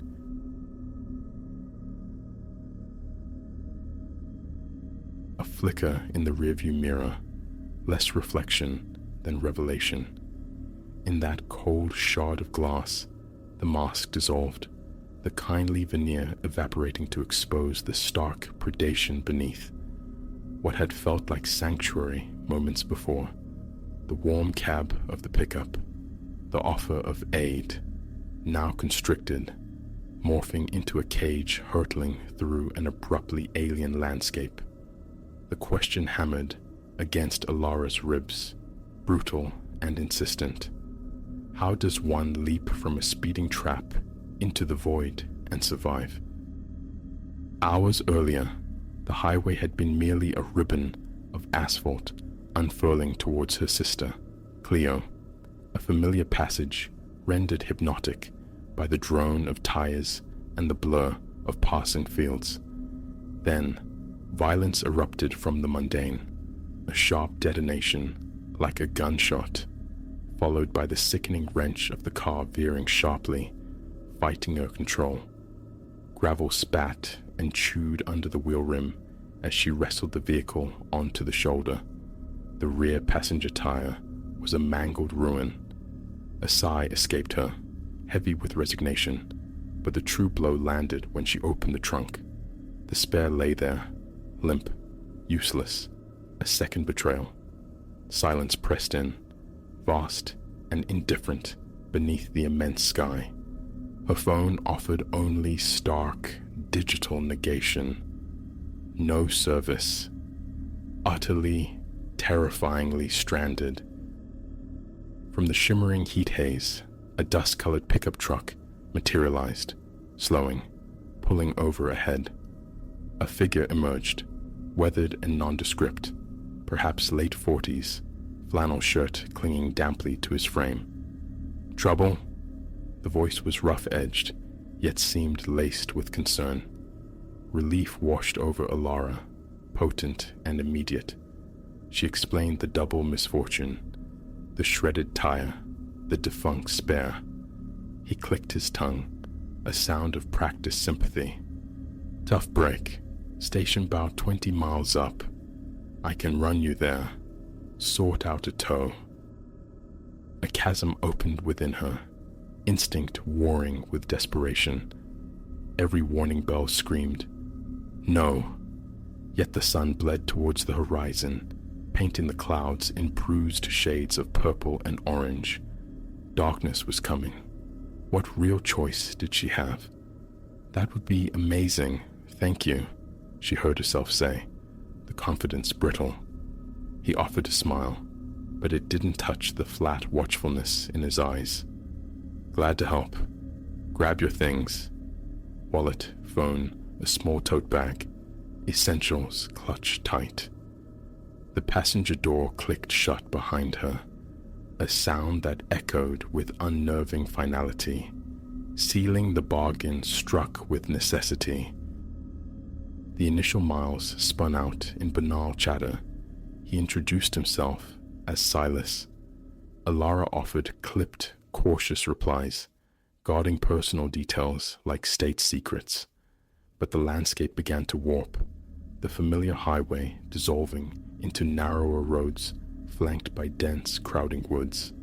The promised town seemed to recede with every mile marker. "Are you sure this is the way?" The question hung in the air, light, tentative, freighted with rising anxiety. She saw his knuckles whiten on the steering wheel. "Oh yeah," he mumbled. "Roads change out here."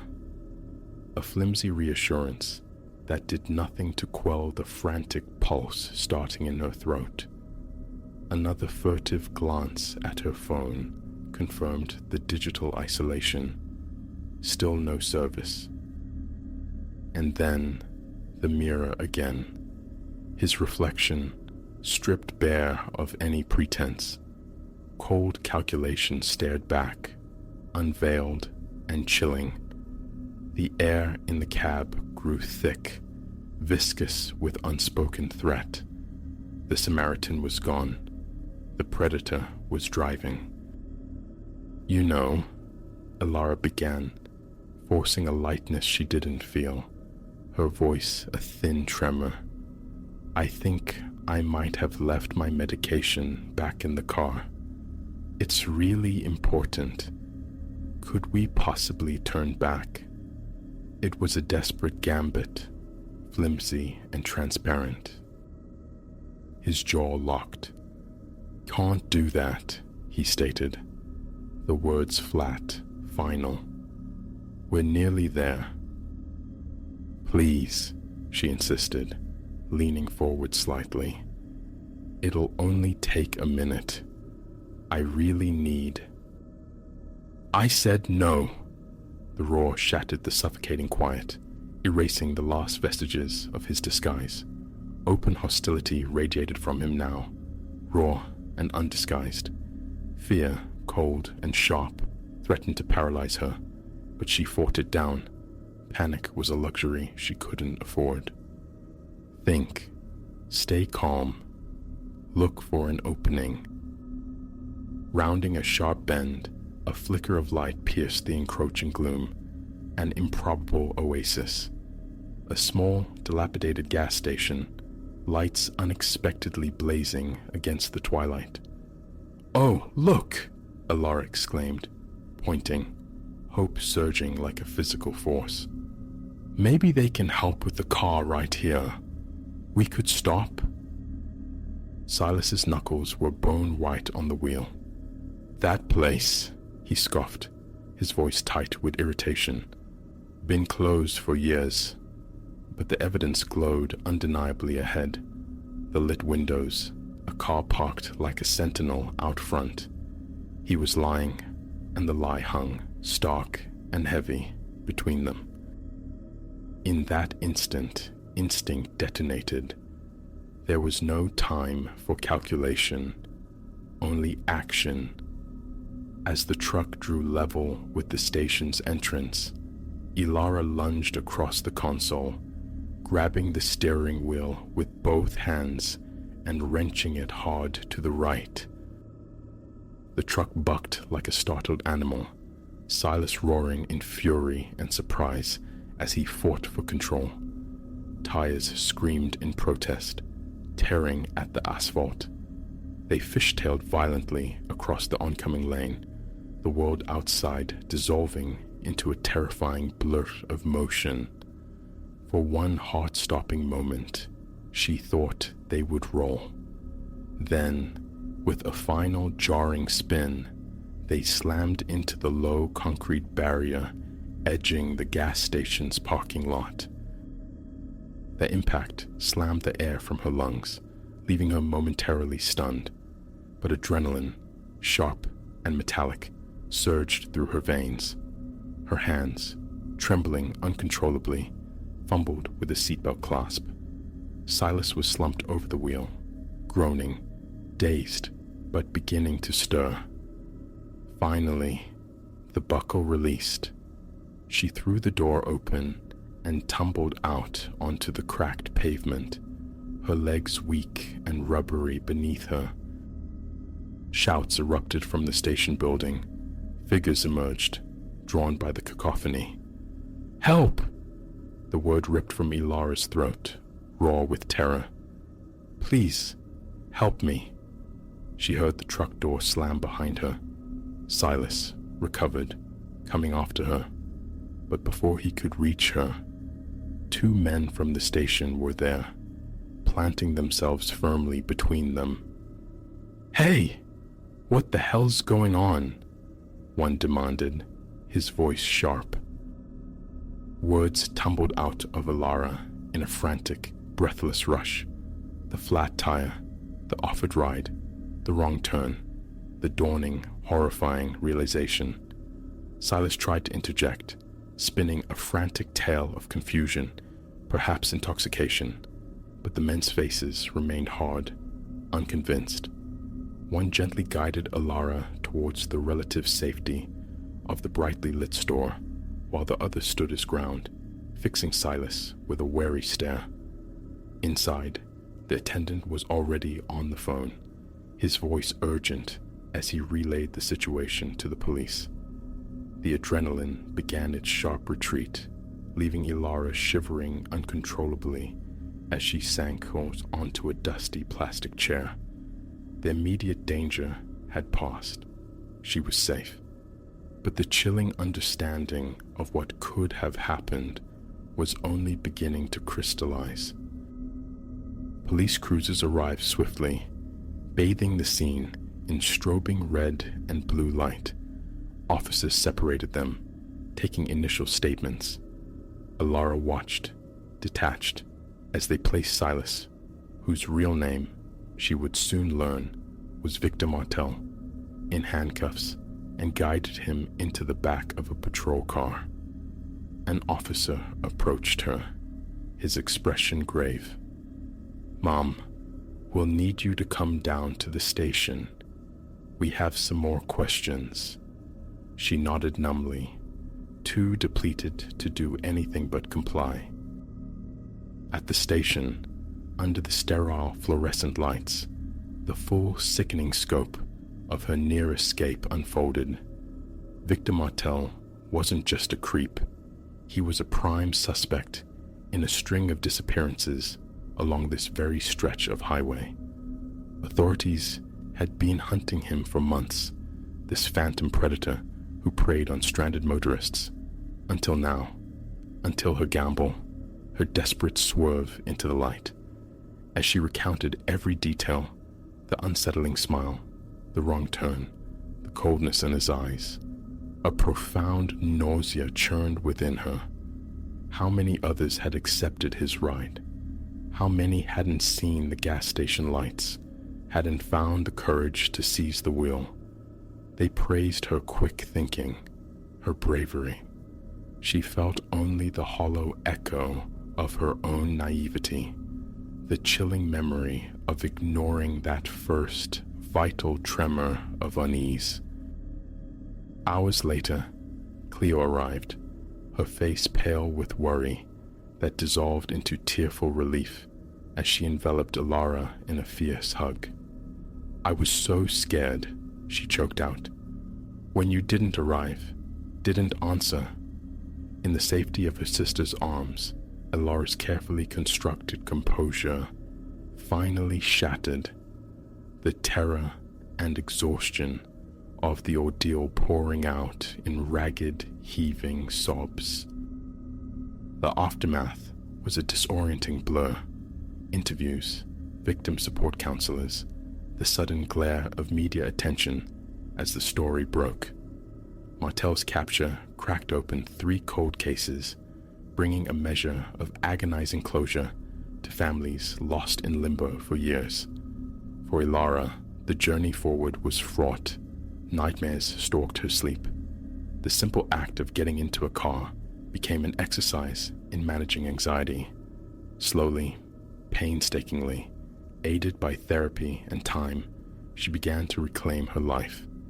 She learned to listen intently to the quiet voice of her intuition, to prioritize her safety above politeness or convenience. Her trauma transformed into advocacy, a drive to raise awareness about highway safety and the faces of the missing. Now, years later, that same ribbon of highway unwinds before her, no longer solely a landscape of fear. It is also a testament to resilience, to the split-second decision that rewrote her ending and brought a hidden monster into the light. The memory remains, a permanent, indelible mark, but it doesn't dictate her path. Instead, it serves as a constant, quiet reminder. Always be aware, always trust that inner tremor, and never forget that sometimes the most dangerous threats wear the mask of kindness, operating not in shadow, but in the plain, unforgiving light of day.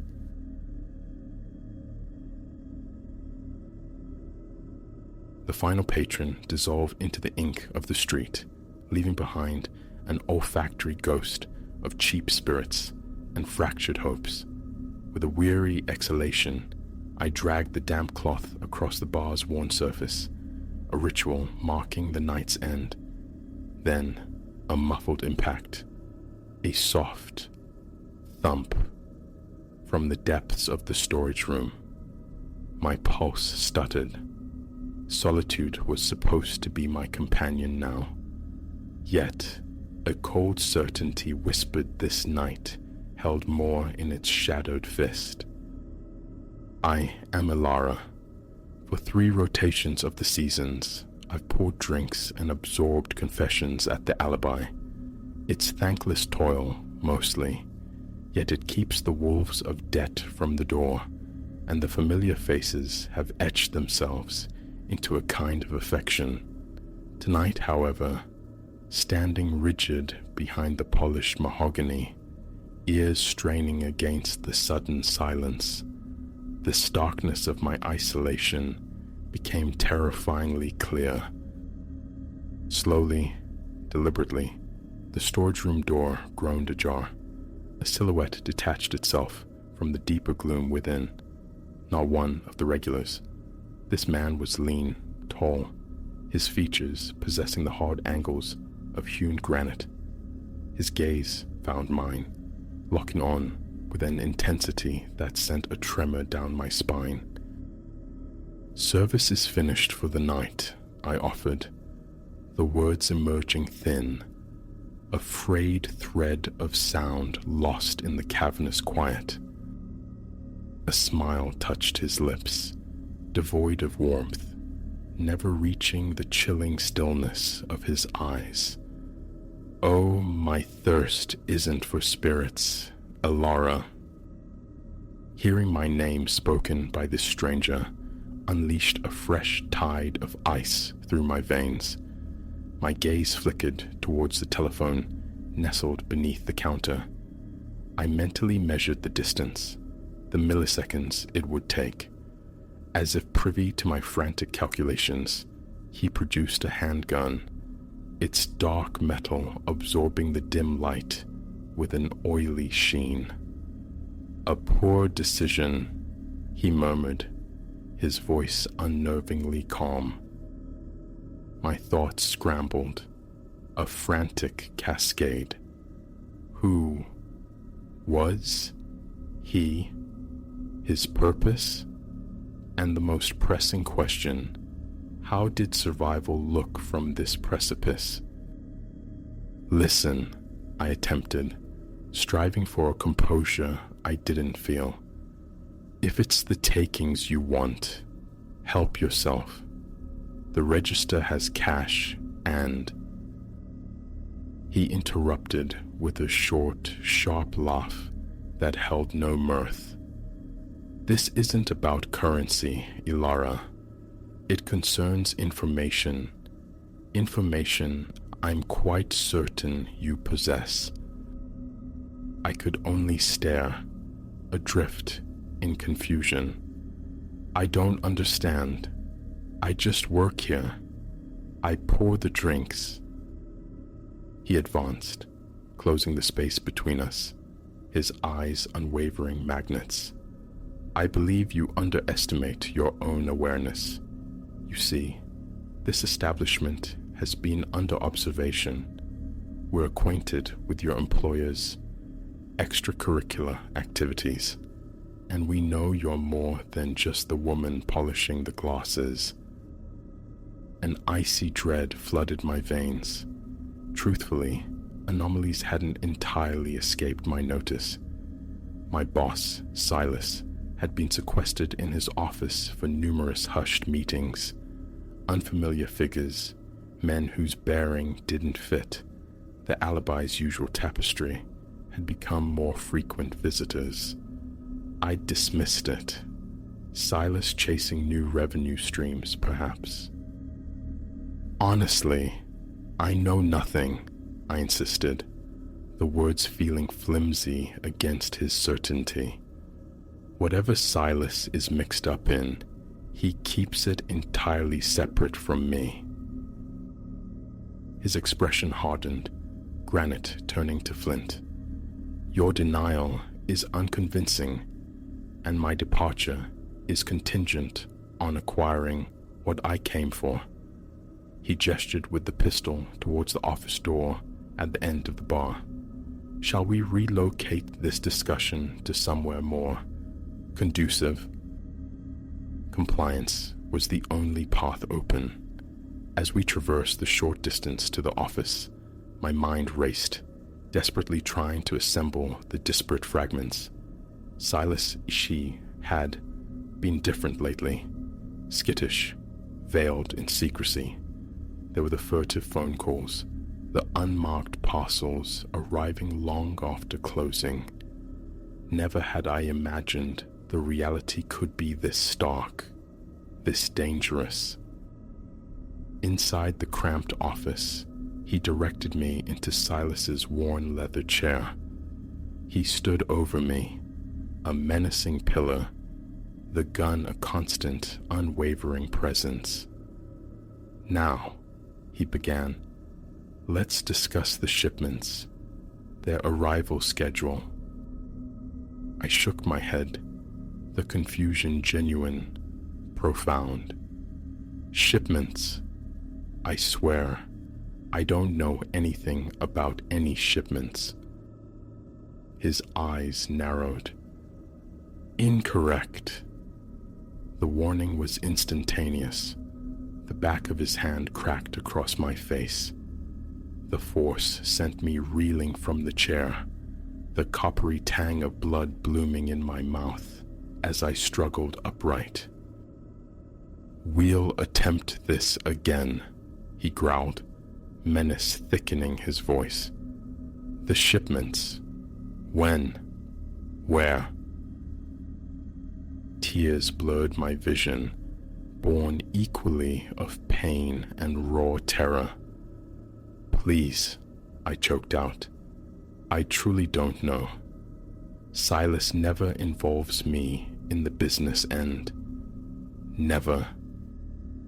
He scrutinized me for a long, tense moment before emitting a sigh laced with impatience. Perhaps your memory requires encouragement. Reaching into his coat, he retrieved a mobile phone. He dialed, then spoke low, urgent words into the receiver. Bring him. My stomach plummeted. Him? Who else was ensnared in this? Minutes stretched into an eternity before the office door swung open once more. 2 more men entered, their forms flanking a third figure they dragged between them, a ruin of flesh and bruises. It took a disoriented moment to penetrate the swelling and dried blood, but recognition struck with the force of a physical blow. Silas. My boss managed to lift his head, his one unswollen eye finding me. Ilara, he rasped, his voice fractured. God, I'm sorry. The first man, undeniably the one in command, offered another glacial smile. Well now, Ilara, let's see if the presence of company stimulates that recollection of yours. What unfolded next was a descent into torment, a relentless cycle of questions, intimidation, and calculated violence. They hammered away about deliveries, contacts, locations, details utterly foreign to me. Each profession of ignorance was met with another blow directed at Silas. His pained cries were knives twisting in my gut, yet I possessed no answers to offer salvation.